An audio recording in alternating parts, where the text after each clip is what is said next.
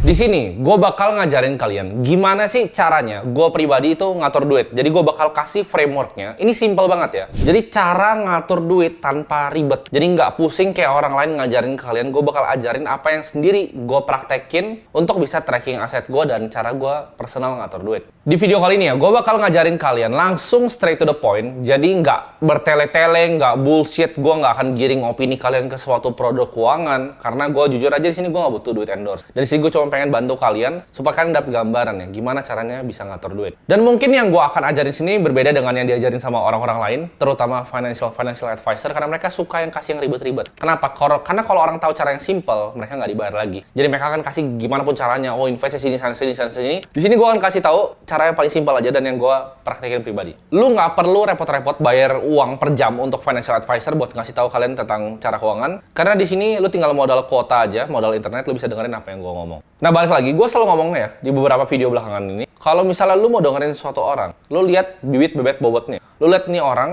ngajarin ngatur duit, punya duit atau kagak. Kalau jawabannya enggak, ngapain kita dengerin? Orang banyak teori macam-macam A, B, C, D, E, F, G, teori, wah keren-keren segala macam, tapi orangnya nggak punya duit gitu. Jadi nggak perlu didengerin. Di sini gue juga nggak bakal ngasih tips yang kayak, oh lu menghemat ya kalau misalnya ke pasar ya. Lu menghemat ya, apalagi beli kopi tuh, menghemat. Gue nggak bakal ngajarin hal-hal nggak penting kayak gitu.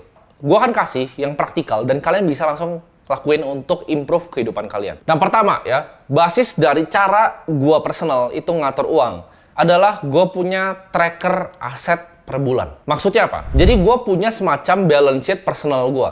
Ya, aset gue berapa, di mana aja, dan hutang gue apa, dan di mana aja. Tadinya video ini gue cuma pengen bikin ngomong ke kamera, tapi gue akan contohin sederhana ya, karena kalian mungkin banyak yang nggak punya gambarannya. Jadi gue akan langsung ya, contohin aja di sini di Google Sheet. Di sini gue udah ada laptop di depan gue, jadi gue bakal contohin kalian dengan cara yang paling sederhana ya, yang gue lakuin pribadi. Ini caranya gimana? Ini gue kasih contoh sederhana aja. Gue tahu kondisi kalian beda-beda, cuman ini biar simple ya. Intinya ada aset ya, per bulan, misal dari Maret, April, Mei, Juni, Juli, sampai nanti di Desember. Lo akan lakuin ini, siapin ibaratnya cut off date-nya. Misalnya ini lo bilang ini cut off-nya 25 ya. Jadi tanggal 25 lu selalu nge-update sheets ini. Jadi lu bisa lihat kondisi keuangan lu seperti apa. Yang pertama lu lihat nih, misalnya lu punya saham ya. Misalnya di Mirai Asset, di Indo Premier, di terserah dimanapun. Lu tulis di sini misalnya saham di Mirai berapa, saham di Pot berapa. Misalnya 5 juta ya saham di sini. Lalu lu punya reksadana, misalnya di Bibit, di Bareksa, dimanapun terserah ya. Ini gua ngomong sini nggak diafiliasi dan gua nggak dibayar siapapun. Ini ada 9 juta misalnya. Dan di sini kalian punya cash di rekening Bank BCA kalian misalnya 5 juta. Kalian mungkin punya kripto 3 juta dan kalian misalnya ada properti, ada yang lain-lain kalian bisa list di sini. Di sini kita lihat nih kalau udah kalian list semua ke bawah, bikinnya simpel aja, nggak perlu ribet ya. Jadi total asetnya berapa? Dan misalnya kalian punya hutang nih, hutang kartu kredit di sini ada cicilan motor ya kan, di sini ada total liabilitasnya. Jadi aset dikurang liabilitas itu adalah net worth kalian. Di sini ada 5 juta. Kalau gue pribadi nanti gue akan jelasin di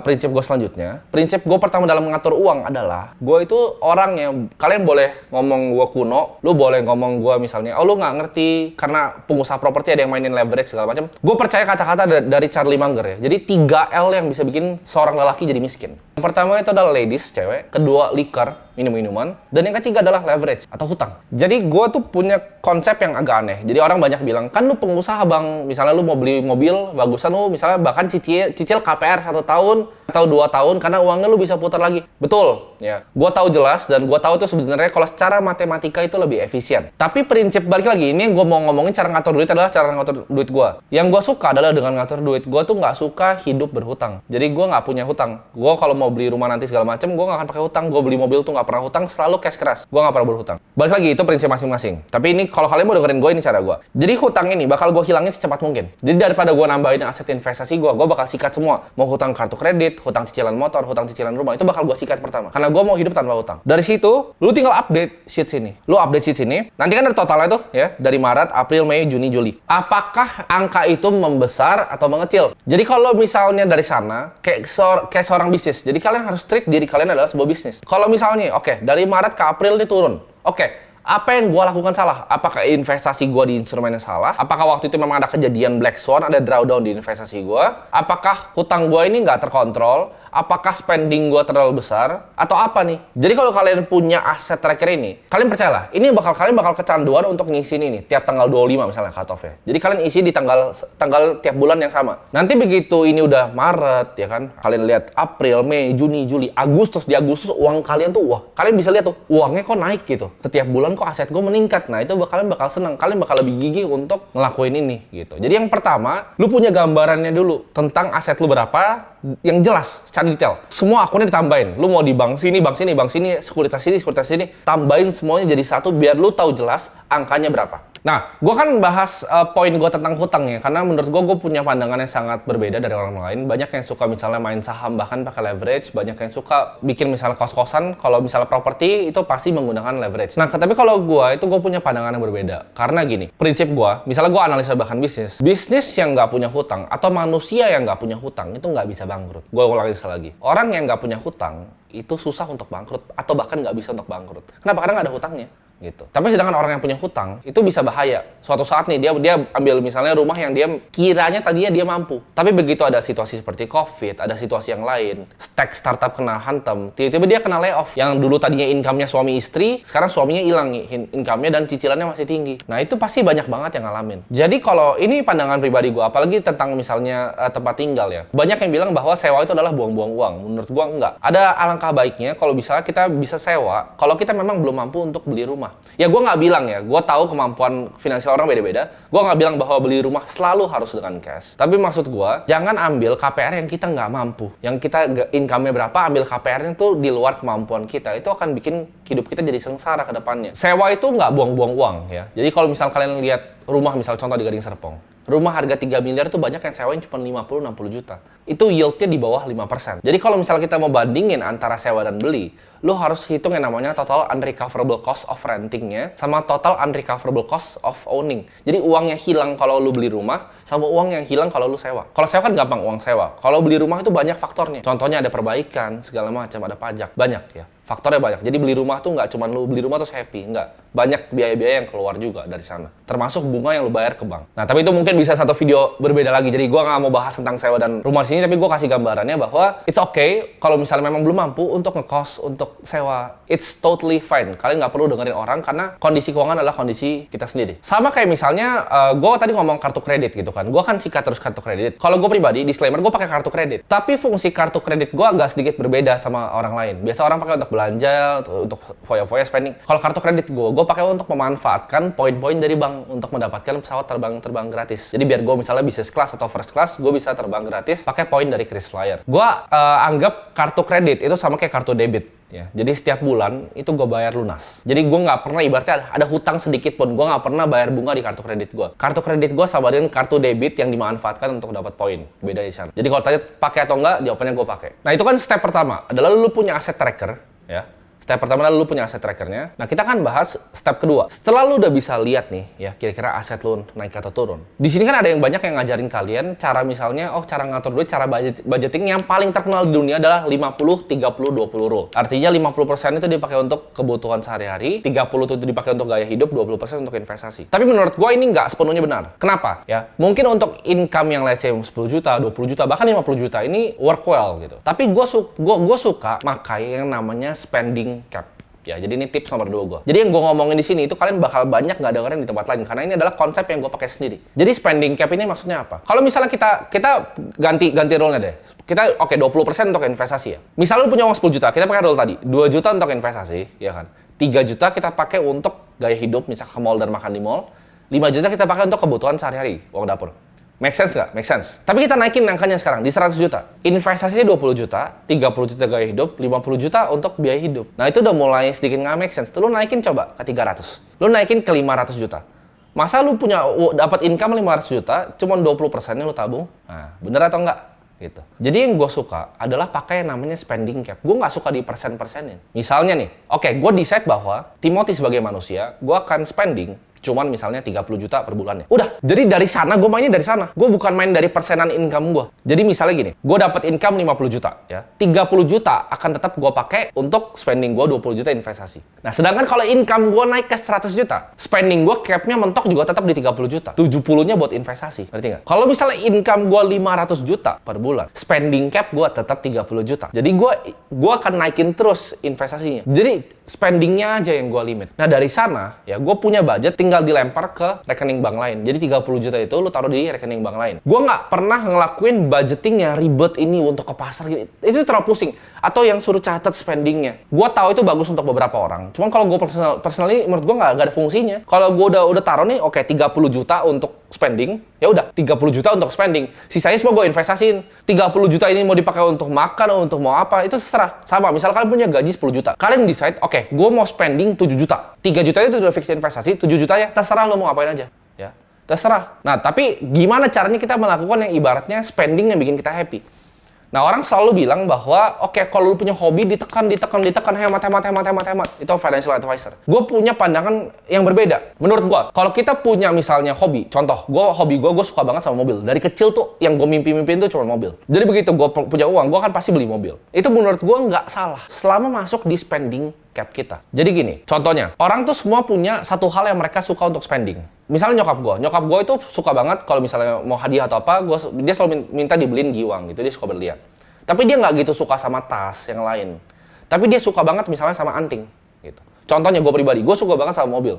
Tapi kalau untuk baju, ini baju gue mungkin 80.000 ya. Ini baju gue 80.000, 100.000 mentok. Gue juga kadang nggak tahu, kadang dibeliin juga celana ini gue juga nggak tahu. Ya mungkin cuma 80.000, 100.000. Tapi gue suka beli mobil yang mahal-mahal. Kalau gue makan juga gue nggak terlalu peduli mau makan di mana, gue asal aja gitu. Lu mau makan gue di warteg ya, cuma nasi, orek ya, pakai kuah opor, itu gue juga bisa makan, nggak masalah. Tapi kalau mobil gue suka. Nah ini sama dengan kalian. Kalian cari apa yang kalian suka spending. Contoh, kalian suka misalnya bawa istri kalian dan anak kalian makan keluar. Lakukan itu. Jadi nggak usah ditekan. Tapi di hal yang lainnya ya lu nggak usah spending uang gimana, ngerti nggak? Jadi lu spending uang di hal yang lu seneng. Itu menurut gua akan jauh lebih happy hidup lu kalau lu bisa melakukan hal itu. Asal tadi masuk di dalam spending cap-nya. Jadi bikin spending cap-nya terserah. Abis itu mau ngapain? Yang pertama, tadi kan kita udah bahas tentang aset tracker. Kita bisa lihat itu naik turun, terus kita bisa kasih notes di bawah ya. Kenapa naik dan kenapa turun. Next-nya, kita udah punya spending cap nih. Jadi, stay di situ aja. Jadi, kalau mau income-nya naik, gaya hidupnya tetap sama aja. Gap antara gaya hidup dan income itu adalah ini kekayaan. Jadi, begitu kalian punya gap-nya ini melebar, terus lo kan tambah kaya terus. Lo punya aset yang kerja di satu tidur. Nah, sekarang masuk ke poin ketiga yang penting, yaitu taruh di mana uangnya. Kalau udah disisihin, taruh di mana. Ini menurut gua paling gampang ngukurnya relatif itu adalah pakai umur. Kenapa? Karena semakin muda kita berinvestasi, kita bisa withstand namanya volatilitas. Jadi semakin muda kita, semakin resiko tinggi aset yang kita ambil. Contohnya, kalau di usia muda, anak umur 20-an, bahkan 30 tahun, itu enak banget untuk kita invest di saham, di kripto, ya aset-aset yang risky. Kita masuk di venture capital, private equity. Cari aset yang risky yang memang kita punya waktu untuk withstand volatility-nya. Sedangkan kalau kita udah lebih tua, kita ambil yang lebih risk off asetnya, yang lebih stabil. Contoh nih ya, gue contoh. Misalnya lu invest di S&P 500, let's say. Itu indeksnya Amerika. Tahun 2008 kena crash, ya kan? 2020 kena COVID, terus dia V-shape recovery. Tapi kalau misalnya kita masih muda, kita bisa kena tuh, kayak gitu-gituan. Bahkan uangnya at one point 2008 itu hilang 60%. COVID hilang lagi 50%. Itu kita bisa tahan karena kita punya umur untuk stay itu. Jadi nggak masalah untuk masuk di aset-aset yang lebih volatile. Dalam investasi, paling bagus yang kita bisa lakukan adalah jangan timing the market. Jadi time in the market is always better than timing the market. Kita bukan dukun, kita bukan Tuhan, kita nggak bisa tahu market itu mau jungkir balik atau mau kemana. Tapi yang kita tahu adalah kita bisa otomasiin investasi kita. Contohnya, kayak gue pribadi, gue udah pilih aset gitu. Misalnya gue pilih indeks S&P dan gue pilih Bitcoin. Ada juga misalnya exposure ke emas dan lain-lain. Itu gue automate. Jadi kayak tadi, gue punya misalnya gue punya uang 10 juta. Spending cap gue di 7. 3 itu ya, begitu gajian, 3 itu udah hilang. Jebret. Taruh Bitcoin, taruh S&P, taruh sini. Dapat lagi bulan depan 3 juta, hilang. Gue jadi manajer, jadi 13 juta misalnya. Gaji gue jadi 20 juta, spending cap gue 7, masih sisa 13. 13 itu hilang, boom. Ya. Jadi otomatis, langsung gue masukin di instrumen investasi, habis itu gue nggak lihat lagi. Itu cara kalian bikin kekayaan. Jadi nggak perlu cara-cara ribet, ini begini, itu. Nggak perlu. Dapat uang, boom. Dapat uang, boom. Cepet aja, hilang uang. Putar terus uangnya. Ya. Jadi ingat untuk punya spending cap, jadi kalian tahu kita mau spending berapa, ini sisanya investasi semua. Mau naik kayak gimana pun income-nya, spending cap-nya tetap sama, sisanya buang, investasi. Dan ini yang please gue minta kalian tolong dalam mengatur uang ya. Uang itu susah dicari ya, lu keringet darah untuk cari uang. Please jangan gampang hilangnya. Maksudnya apa? Jangan ditawarin teman, yuk ini kita ada investasi bisa 10% sebulan robot trading. Itu kalian lari jauh-jauh. Kenapa? Karena apapun jumlah uang kalian, kalau dikali dengan 0, itu hasilnya 0 juga. Jadi jangan pernah taruh aset kalian di yang kemungkinan hilang semuanya. Ya kayak robot trading lah, mau suntik dana alat kesehatan, permainan-permainan money game, uang seperti itu kalian lari jauh-jauh kalau dinawarin. If it's too good to be true, ya, it's too good to be true. Jadi jangan ilangin uang kalian. Rule pertama investasi, jangan hilang uang. Rule kedua, jangan lupa rule nomor 1. Jadi videonya ini gue akan rekap. Pertama, lu bikin aset tracker, itu bakal kecanduan. Begitu lu lihat aset lu naik, nanti lu akan kecanduan sendiri. Ya. Yang kedua adalah, lu punya spending cap-nya berapa. Ketiga, ya, lu pilih nih, lu mau investasi di mana, investasi yang benar. Lu lihat nih, uangnya bisa dibuangnya kemana, dan otomatisin itu. Ya. Jadi otomatis, dapat uang, boom, hilang. Dapat uang, boom, hilang. Dan yang terakhir keempat, jangan hilang uangnya, ya. Jangan taruh di investasi yang aneh-aneh. Lu ikutin 4 aturan ini. Lu nggak perlu dengerin financial advisor manapun lagi. Lu nggak perlu untuk bayar financial advisor, ikutin ini aja. Ya. Lu pasti nggak pernah dengar financial advisor untuk saranin kalian, oh kalian beli low cost index fund, oh kalian beli ini aja yang tracking index. Pasti kalian nggak pernah dengar. Karena biasanya yang disaranin adalah misalnya mutual fund yang punya management fee tinggi. Nah ini bakal banyak lagi nih orang reksadana yang protes sama gua, tapi nggak masalah, gua akan buka di sini. Management fee itu adalah penting banget ke growth dari aset kalian. Adi bilang, oh itu kan tapi udah dipotong dari return. Betul. Tapi gini, management fee 4%. Ya. Dalam 1 dekade, 10 tahun aja, uang kalian itu udah 40% masuk kantong manajer investasi. Dengan 4% ya. 10 tahun, 40% itu udah masuk kantong manajer investasi. Jadi hati-hati dengan fee. Selalu lihat di prospektusnya. Reksadana apapun yang kalian lihat prospektusnya. Fee-nya 4%, 5%, 6%. Itu tanda tanya. Karena gini, past performance itu nggak equal future return. Tapi yang pasti adalah apa? Yaitu lu bisa jawab sendiri, fee. Itu pasti, lu akan pasti bayar. Sekarang kalau gue tanya, ribet nggak ngatur duit setelah nonton video ini? Jawabannya nggak. Ya, simple banget kan ngatur duit. Kita cuma perlu tahu ya uang kita berapa, kita perlu tahu ya spendingnya berapa. Nggak perlu catat-catat gitu, nggak perlu. Terus kita buang, tahu buangnya di mana. Begitu tahu buangnya di mana, jangan buang di tempat yang terlalu bodoh. Simple kan? Tapi selalu dibuat ribet sama semua orang. Dan untuk bikin video ini, ya gue nggak di-endorse siapapun. Gue nggak akan giring kalian, nggak akan ada iklan. Oke, kalian pakai produk ini, nggak ada. Ya gue nggak butuh duit endorse dan gue nggak butuh duitnya. Tapi di sini gue pengen secara genuine ya dari hati gue pengen bantu kalian untuk jadi orang-orang yang lebih baik. Karena gue percaya pribadi ya, akar dari segala kejahatan adalah orang-orang yang nggak punya uang. Kalau gue bisa bikin masyarakat kita, bahkan di Indonesia maupun nanti ke dunia, itu jadi sedikit lebih baik secara keuangan, gue rasa tingkat kriminalitas itu akan menurun. Ya. Orang-orang yang jadi begal, orang-orang yang jadi maling, itu pasti akan berkurang dengan adanya literasi finansial yang baik di bangsa kita. Jadi target gue adalah sebenarnya untuk bisa edukasi kalian, ya. Lu cukup modal kuota, modal internet, ya. Lu gratis, gue akan ajarin lu semua yang gue tahu. Jadi semoga video ini bisa bermanfaat buat kalian semua yang masih pusing, ya bingung, kebanyakan dapat saran dari orang-orang, mana caranya atur duit. Lu tanya gimana caranya gue bisa dapetin bahkan bermiliar-miliar di umur 22 tahun? Ini jawabannya, 4 simple step ini. Nothing fancy, nggak perlu Excel sheet yang gila, ada semuanya, income statement segala macam, nggak perlu. Nggak perlu fancy-fancy, cuma 4 step ini untuk bantu kalian bebas finansial.